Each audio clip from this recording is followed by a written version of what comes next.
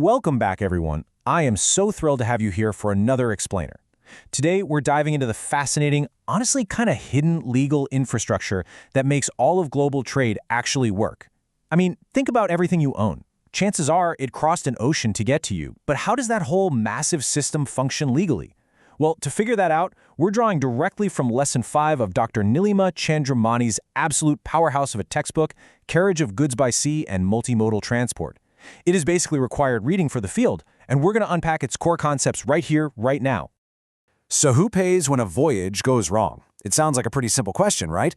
But out on the violently churning high seas, where literally over 1,000 shipping containers are lost overboard every single year, assigning responsibility is an incredibly high-stakes scenario. We're talking millions of dollars of cargo, massive multi-ton vessels, and most importantly, human lives all on the line. When disaster strikes, the law absolutely doesn't care about excuses. It only cares about liability. And that is exactly what we are going to figure out today. Okay, let's dive into this. Here is our roadmap for today's explainer. Section 1. Carrier Liability Basics. Section 2. Defining an unseaworthy ship. Section 3. Setting sail and stages. Section 4. The Due Diligence Defense. And finally, Section 5. Proof and Consequences. Section 1. Carrier Liability Basics. Okay, so it all comes down to what's known as the first liability. Under the international conventions relating to bills of lading, and you can basically think of these as the ultimate receipts and master contracts of the sea, carriers are slapped with this massive, sweeping minimum responsibility. Their absolute first duty? To exercise due diligence in providing a seaworthy vessel. Seriously, before a single container is even loaded, before the engines are even turned on, this completely non-negotiable legal burden sits squarely on the shoulders of the carrier. Section 2. Defining an unseaworthy ship. Now, you might be wondering, what exactly does unseaworthy mean? Because seaworthiness isn't just about a ship's ability to, float. Think about it. If a ship floats perfectly fine, but its refrigeration system fails and a whole cargo hold of produce rots, is that ship seaworthy? The law says absolutely not. Seaworthiness is a strict, dynamic legal standard. It's the absolute minimum physical and operational condition a vessel has to meet to safely transport a specific type of goods across the unpredictable sea. It is a very heavy legal weight. And how exactly did we get this precise, ironclad definition? Well, through the absolute fires of litigation. These landmark cases, Stanton v. Richardson, Elder Dempster & Co. v. Patterson, Zockness & Co., Bonds-Connolly v. Federal SN Co., Tattersall v. Nationals SS Co., and Anglo-Saxon Petroleum Co. v. Adamstow Shipping Co. These represent decades of intense legal battles over ruined cargo and sunken vessels. We aren't going to unpack every single trial today, but here's why they matter.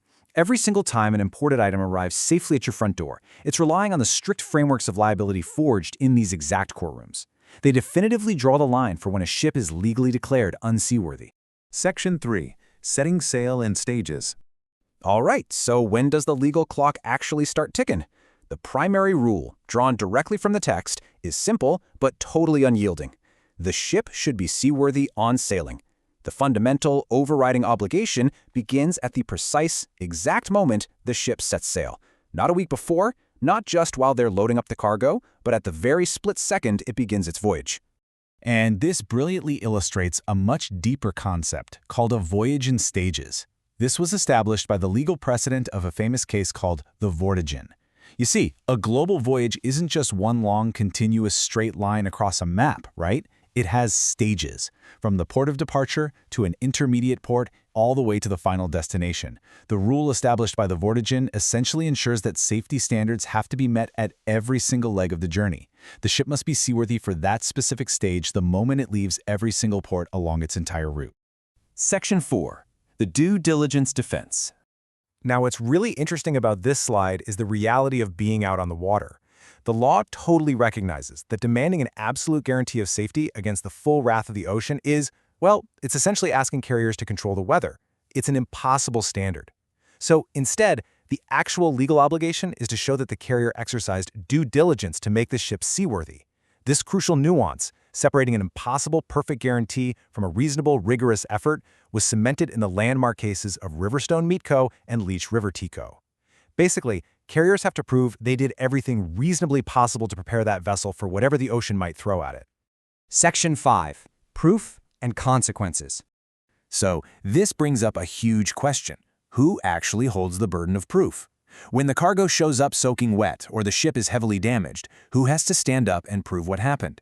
Well, in maritime law, the burden of proof is governed by the landmark case of the Europa. The Europa is basically the undisputed rule of the sea when it comes to determining which party has to step up in court and provide the hard evidence that due diligence was or was not actually exercised. And what happens when a carrier fails that burden of proof? So the crucial point is that the effect is dictated by the Hong Kong Fur Shipping v. Kawasaki Kisen Kaisha Limited case. And honestly, the fallout is absolutely devastating. Failing to provide a seaworthy ship doesn't just mean getting hit with a fine, it can fundamentally breach the entire contract of carriage. It totally strips the carrier of their legal protections and leaves them entirely 100% liable for what could be catastrophic financial losses. All of this culminates in one undeniable concept: the overriding obligation. As established in Marine Footwear Co. versus Canadian Gov. Merchant Marine, providing a seaworthy vessel is not just one minor item on a massive checklist. It is the ultimate overriding obligation. It's the absolute foundation that binds the entire international shipping industry together. If a carrier fails this overriding obligation, the whole legal shield provided by the Bills of Lading Conventions just completely falls apart.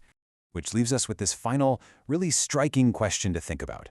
If a carrier does everything perfectly right, if due diligence is definitively absolutely proven in court, but the shit still goes down, is the sea simply too wild to tame? It's a pretty humbling reminder of the limits of human law against the relentless, unforgiving forces of nature. Thank you so much for joining me today to unpack the incredible legal machinery of our oceans. Keep seeking out the structure behind the chaos, and I will see you in the next explainer.